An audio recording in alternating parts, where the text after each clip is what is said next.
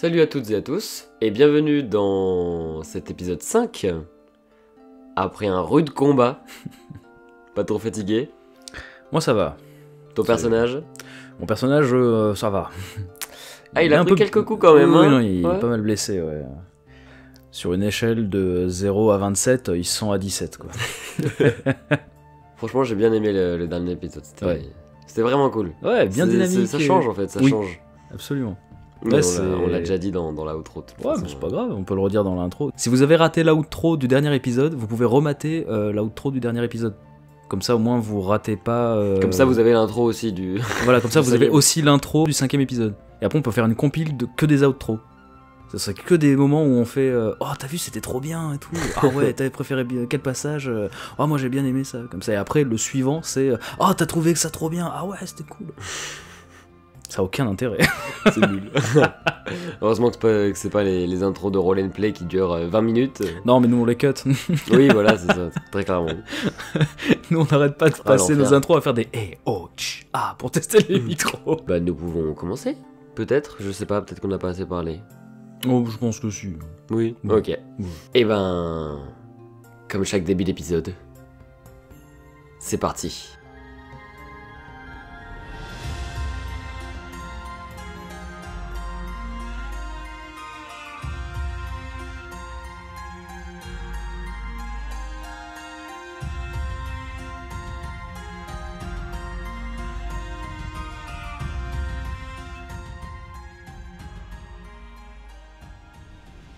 Torgal, le poing serré à s'en faire saigner la peau de par ses ongles, avance d'un pas décidé. Dans sa tête, tout défile. La rencontre de Torik, la rencontre de Vlana, la rencontre d'un autre Torik. Il se demande si tout ça ne va pas le rendre fou à la fin. Puis, il pense à pourquoi il fait ce voyage. Pour qui ? Sa femme et ses enfants l'attendent dans un autre pays. Une main desserrée et lâche avance vers la lame ensanglantée. Tu viens de voir Torik égorger avec son poignard un pillard qui était en train de s'excuser, qui vient de s'étouffer en étant désolé. Le regard horrifié de Vlana tombe sur Torik. Torik ne comprend même pas ce qu'il a fait. Il a les mains pleines de sang. Il tremble, lâche son poignard. Qu'est-ce que tu fais ? Je me précipite vers eux. Torgal, qu'est-ce que tu fais là ? Plus tard, les questions. Comment vous allez? Ça va? Vous êtes blessé? Heureusement que t'étais là. C'est Vlana qui te répond. Je pense que si tu n'avais pas été là, ça en aurait été fini de nous. Mais comment t'es arrivé ici ? J'en sais rien. Je ne sais pas trop ce qui m'arrive. Je t'avoue que je suis aussi perdu que ce que vous pouvez l'être par rapport à moi. J'attrape Torik, je l'éloigne du cadavre, j'essaie d'attraper son regard. Tu chopes son regard et tu le vois juste qu'il s'agenouille. Il met les mains dans la neige et il frotte pour laver le sang qu'il a sur ses mains. Il te regarde, il fait... Je sais pas ce que j'ai fait. J'ai aimé. J'ai aimé la protéger. Je lui mets une énorme gifle. Jette-moi un D4, s'il te plaît. J'ai pas sorti mes dés, merde. Ah mince. Ah oui, j'ai pas sorti mes dés, et en plus c'est des superbes, très jolis dés The Horde. The Horde qui sont des gens vachement sympas que j'ai pu rencontrer à Octogone, à Lyon. Je leur ai acheté des dés parce que c'était les dés mystères, et je suis tombé sur des dés magnifiques. C'est des dés en... Des dés tout fleuris. Des dés tout fleuris en résine, voilà. Donc je t'ai dit un D4, s'il te plaît. J'ai fait 4. Tu lui mets une énorme gifle. Ah, c'est mes dégâts? C'est tes dégâts. Alors, ça fait 6. Tu lui mets une énorme gifle. Il y a une fissure qui se crée le long de sa lèvre.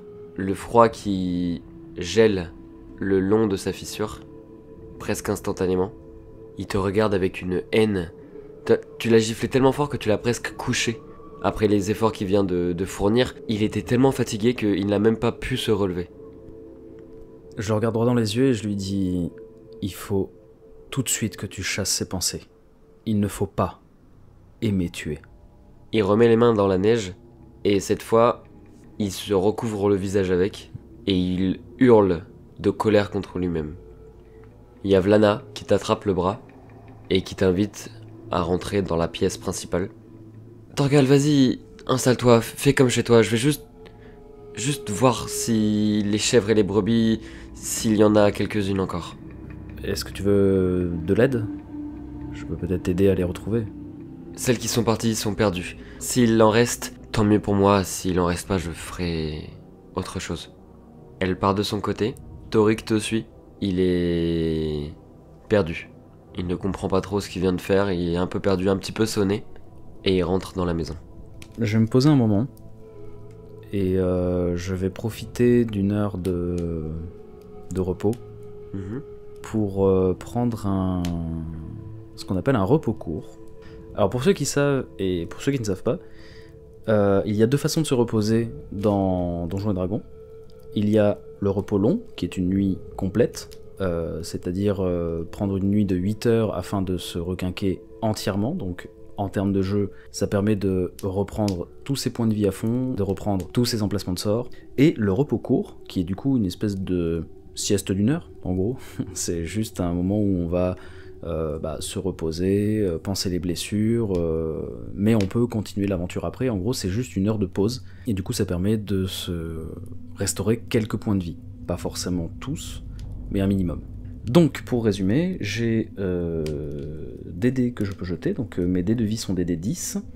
J'en ai 3 parce que je suis niveau 3, et je vais pour l'instant en lancer qu'un seul, parce que j'ai 17 points de vie sur 27. Donc normalement, je devrais arriver en un seul dé à être au max.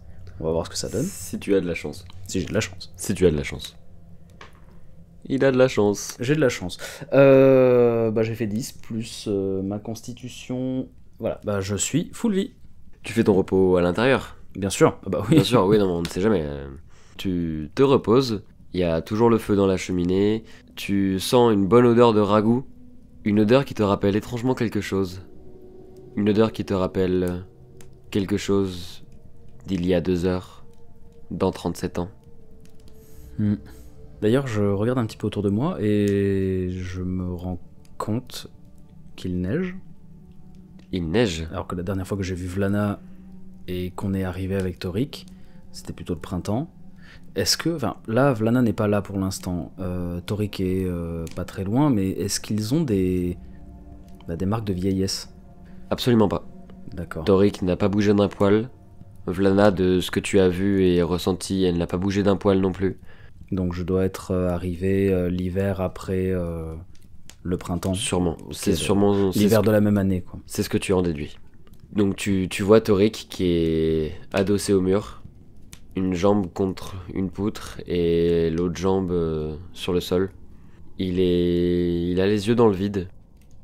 Je me rapproche de lui et je lui demande comment tu te sens. Je me sens nul. Je comprends. Parce que la première fois qu'on ôte la vie de quelqu'un, c'est jamais évident. Et ça nous hante toute notre vie. De toute façon, c'était soit moi, soit lui. Je n'ai pas de remords, je n'ai pas de regrets.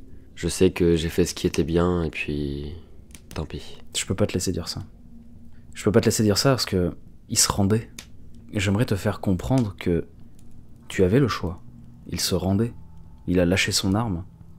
Et tu as choisi de le tuer. Certes, tu as choisi de croire que c'était la manière de se défendre. Mais il y avait un autre moyen. Tu pouvais le laisser partir. Tu vois une larme couler derrière ses cheveux. Et il chuchote. J'ai eu un accès de folie. Et il pleure en silence. Torgal, s'il te plaît. Il te fait un petit signe de tête pour te dire qu'il aimerait être seul. La porte s'ouvre rapidement. Tu vois Vlana rentrer. Torgal, je viens de réfléchir de pourquoi tu pars, pourquoi tu reviens. Est-ce que par hasard tu aurais trouvé quelque chose dans cette ruine? La ruine d'où l'on venait avec Torik? Oui. Alors du coup je laisse Torik seul. Je me rapproche de Vlana pour lui répondre. Pas spécialement. Disons que j'ai ressenti une... Oui, j'ai ressenti une présence, mais quelque chose de surhumain. Tu peux m'en dire plus? Difficilement. J'avais l'impression que cela venait des dieux. Mais impossible de savoir si c'était vivant ou non. Mais oui! Mais pourquoi j'y avais pas pensé plus tôt? T'aurais pas trouvé une bague par hasard? Une bague? Non. T'es sûr? Non, j'ai pas trouvé de bague. Elle vient vers toi, elle met la main dans ta poche, elle fait ça, c'est quoi? Et tu vois une bague faite d'une pierre que tu ne connais pas, qu'elle ne connaît pas, que Torik ne connaît pas. Une bague représentant un Ouroboros qui se mord la queue. Une bague faite d'une pierre qui ressemble un petit peu à du jade, mais du jade vieilli, du jade un petit peu grisé par le temps. Torgal, tu me mens? Vlana, je t'assure que je ne te mens pas, je ne sais pas ce que c'est. C'était dans ma poche. Oui, c'était dans ta poche. Je me retourne vers Torik. Je montre l'anneau dans la main de Vlana. Et je lui dis... Est-ce que tu as quelque chose à voir avec ça? Non. Le seul moment où je n'ai pas pu te voir, c'est quand je dormais dans les ruines. Fais-moi un jet de perspicacité, s'il te plaît. Bien sûr. La compétence perspicacité, c'est pour réaliser si quelqu'un te ment ou non. Donc là, j'ai demandé à Toussaint un jet de perspicacité pour savoir si Torik ment ou non. Intuition ou perspicacité. Donc j'ai plus 4. 12 et 4, 16. Selon toi, il te dit la vérité. Ça n'ôte pas le doute du joueur. Il a l'air sincère. Il a l'air sincère, selon toi. Très bien. Et écoute, je me retourne vers Vlana, du coup, je dis écoute, je ne sais pas ce que c'est. Est-ce que toi, tu sais ce que c'est par contre? Elle part fouiller dans des parchemins et elle marmonne. Je savais qu'il m'en avait parlé. Il m'avait parlé d'une bague comme celle-ci. Elle cherche dans des écrits, tu vois des rouleaux de parchemin qui volent. T'as une scène où tu vois une scène où une femme jette des parchemins derrière elle parce que c'est pas ce qu'elle veut, c'est pas ce qu'elle cherche. Et là elle fait ah, j'ai trouvé. Elle pose un parchemin sur la table qu'elle déplie. Grand-père m'avait parlé d'une bague comme celle-ci. Et Torik réplique je l'avais presque oublié celui-là. J'étais sûr qu'il avait à voir avec cette histoire de fou furieux. Wow. Vous parlez de qui là? C'est qui ton grand-père? C'est quelqu'un d'important Mon grand-père est celui qui a bâti cette maison. Mais à part ça... C'est une sorte de devin. Il m'avait prédit qu'un homme aux cheveux noirs allait me chercher et allait faire de moi une femme heureuse. Mais il m'a dit aussi qu'il avait fait un voyage dans un temps futur pour déposer quelque chose. Et puis il est revenu. Je n'ai jamais réellement compris comment il a fait et pourquoi il est là, mais je pense que cet écrit va nous éclairer. J'espère que ça va m'éclairer. Elle dépose un rouleau de parchemin sur la table, et tu vois plein de mots en jetés. Tu vois plein de théorèmes, tu vois un dessin avec un fleuve, un dessin avec la forme qu'un caillou peut donner à l'eau lors du choc entre l'eau et le caillou. Les différents ronds qui s'éloignent et qui se séparent. Fais-moi un test d'intelligence, s'il te plaît. Mais je suis pas bon, moi, ça. J'ai -1. Eh bien, ça fait 10 -1, 9. Tu lis des mots, tu lis Kratos, tu lis temporalité, voyage. Tu lis plein de mots en rapport à ce que tu as vécu. D'accord. Par contre, tu ne comprends pas les schémas qu'il a fait avec le fleuve. Tu ne comprends pas ce qu'il a fait avec les ronds qui se séparent dans l'eau. Ouais, tout cela m'échappe un peu. Exactement. Et tu vois Vlana qui se penche sur le sujet. Et Torik qui est complètement indifférent. Tu sens que Torik est tendu par l'histoire de son grand-père, comme si c'était encore lui, tu vois. Oui, c'est un sujet qui a l'air de revenir assez souvent et qui ne lui plaît pas. Écoute, si elle se penche sur le sujet, je vais essayer d'aider un peu avec mon jet. Je sais pas trop, en fait, j'essaye de saisir un petit peu ce qu'elle raconte, ce qu'elle marmonne, ce qu'il y a sous mes yeux, mais... Alors si tu peux en fait, le jet d'intelligence, c'était à première vue. D'accord. Si tu te penches sur le sujet, tu auras toutes les cartes en main. D'accord. Tu te penches sur le sujet combien de temps? Un maximum? Ah oui, un max. Hein. Donc tu te penches sur le sujet, sur le parchemin, et tu comprends, et tu lis, que Kratos est un philosophe du Nord. Il a énormément étudié le temps, les voyages temporels, et il explique dans ses écrits que selon les alignements des étoiles, des astres et de plein de conditions. Si toutes ces conditions s'alignent, il y a quelques points géographiques sur la Terre qui peuvent être des sortes de ponts, de passages. Il a écrit qu'il y a un passage qui s'appelle Atlantis. What? Et tu vois des petites notes du grand-père où il a écrit Atlantis ou Bergerie. Vlana t'a un petit peu expliqué, parce que tu comprenais pas trop par rapport au schéma, que Kratos disait que le monde définissait le temps comme une rivière qui coule. Que le temps, nous n'avons pas la main dessus, que nous commençons à l'amont et que nous finissons à l'aval. Un point, c'est tout. Kratos a compris que le temps n'est pas une rivière, mais que le temps est comme le choc d'une pierre contre l'eau. D'accord. Il y a un point du choc, le point du temps, et chaque endroit de chaque rond différent est un endroit dans une époque différente. D'accord. Et par les astres alignés, nous pouvons sauter d'un rond à l'autre et d'un point à l'autre sur le rond par leur biais. Donc ça fait beaucoup d'infos d'un coup. Oui. La première question qui me vient pour Vlana, c'est très bien. Et cet alignement d'astres dure combien de temps? Éternellement. Ces conditions réunies sont pas tout le temps présentes. Ces alignements sont toujours présents. Et ça, elle sort la bague, c'est le véhicule. C'est ce avec quoi on voyage. Et elle te le donne dans la main. Est-ce que dans les divers parchemins qu'elle a parcourus, il y a cet Ouroboros Il y a un croquis de la bague de l'Ouroboros. Je referme la main, je garde l'anneau précieusement. Torgal, qu'est-ce que tu viens faire là? C'est Torik qui sort de l'ombre et qui vient s'asseoir à la table. À vrai dire, Torik, je n'en sais rien. Qui t'a amené ici? Je montre d'un geste du menton les parchemins. Je ne voyage pas d'un rond d'ondulation d'une pierre dans l'eau à un autre par ma propre volonté. Vois-tu, j'ai l'impression de ne pas maîtriser ce véhicule. Je montre la bague. Pourtant, t'es quand même venu à pic. Si tu n'étais pas là, je pense que c'en était fini de nous deux. Je souris. Tu peux peut-être remercier la simple providence de m'avoir mis sur ton chemin. Mais qui t'a mis sur le mien? J'ignore la question de Torik. Et je demande à Vlana, est-ce que les animaux sont en sécurité? Oui, il a laissé 3 moutons et 4 chèvres. Bien. Il faudra peut-être s'assurer qu'ils restent peut-être barricadés. Je pense que si tu es là, ils ne viendront plus jamais nous embêter. Ils étaient 6, ils sont repartis à 2, je pense qu'ils ont compris la leçon. Bon, mon idée d'éloigner Vlana n'a pas marché.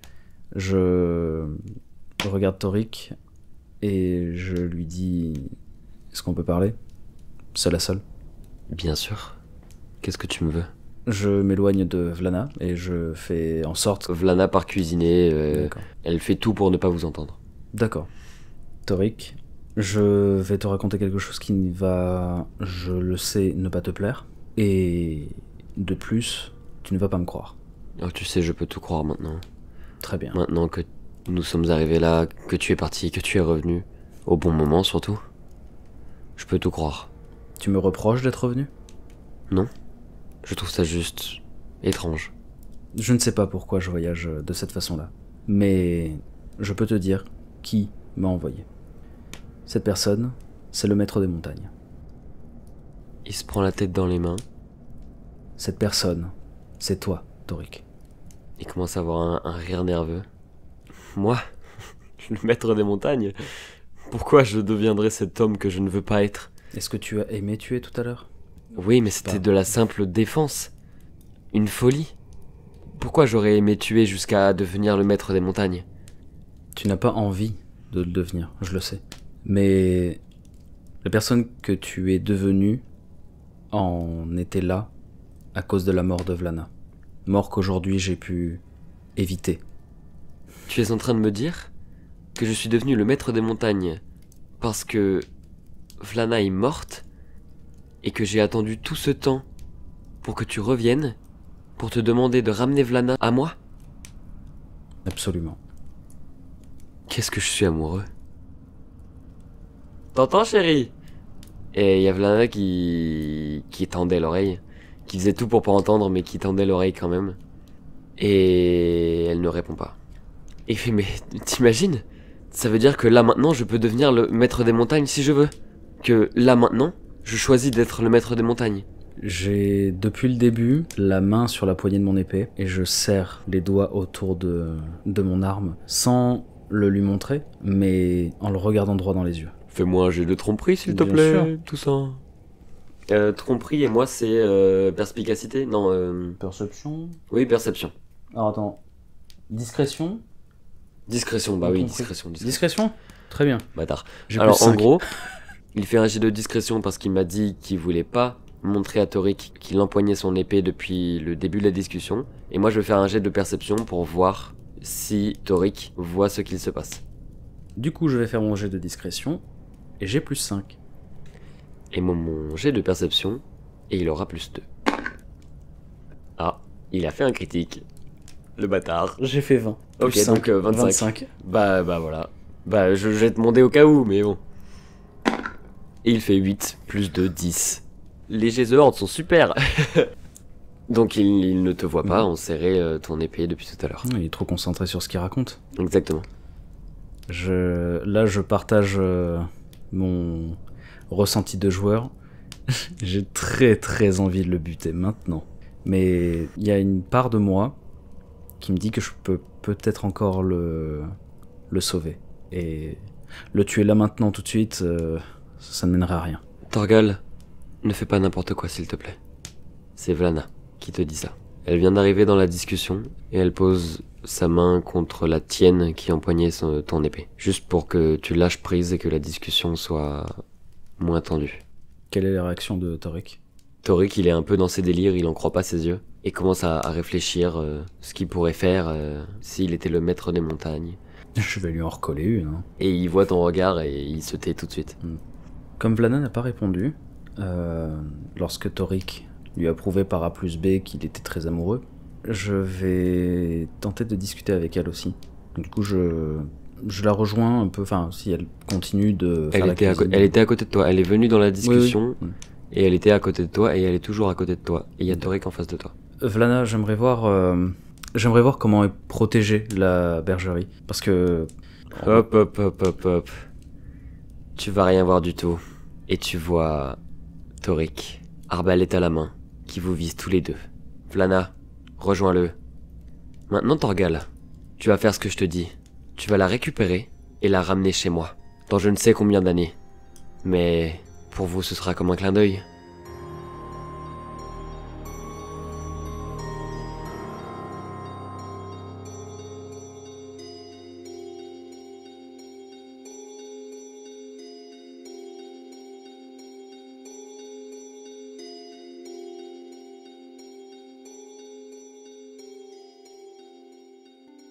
Drop the dice, ma gueule. Mais quelle espèce de petit con. J'aurais dû le flinguer. Quoi? J'aurais dû le flinguer. Oh. J'ai envie de me taper la tête contre les murs là. Oh, mais putain. Je suis trop content. Tu m'étonnes. Ah, ça fait plaisir. Ouais, c'est donc ça que ça fait. Putain, je kiffe. Waouh. Alors, quels sont vos ressentis sur cette partie? Torik, je vais le fumer. Tu vas rien faire du tout, mon pote. Je vais le défoncer. Si, je vais lui péter la gueule. Ah. Ouais. Ouais, non, en vrai, cool. Je suis très très impressionné. Je pensais pas que Torik il allait réagir de cette façon-là quand je lui apprendrai qu'il était le maître des montagnes et que... Ah ouais, j'avais pensé à tout sauf cette réaction-là. Tu imagines? Il devient Il devient l'homme le plus puissant. de toute la région. Ouais. Et lui, c'est ce qu'il veut en tant qu'esclave, tu vois. Bien sûr. Donc du coup, en gros, je lui ai donné son objectif. Super. Bon, j'espère que t'as kiffé quand même. Ah oui, bien même si sûr. c'est un gros bâtard. J'ai envie d'y retourner, hein. J'ai envie de le dézinguer. Et ben, les amis, j'espère que ça vous a plu aussi. Je laisse mon frère faire l'outro. Eh bien, oui, merci. Merci beaucoup de nous avoir écoutés. On espère que ça vous a plu et que vous avez envie d'écouter la suite. On vous invite du coup à passer nous faire un coucou sur Instagram, commenter les épisodes juste en dessous sur Spotify. Laissez des reviews étoilés aussi, ça nous ferait très plaisir, au moins ça nous donnerait une petite idée d'à quel point vous aimez ce qu'on fait, ou partagez vos commentaires sous les épisodes, ou même sous les réels qu'on poste sur Instagram, en story, voilà, n'hésitez pas à nous envoyer des messages, on aime beaucoup vous lire, on aime beaucoup les retours qu'on nous fait, ils sont très critiques et constructifs, et puis voilà tout. Et puis quoi? Et merci bisous, beaucoup. Merci beaucoup. Bisous, bisous. Et des bisous.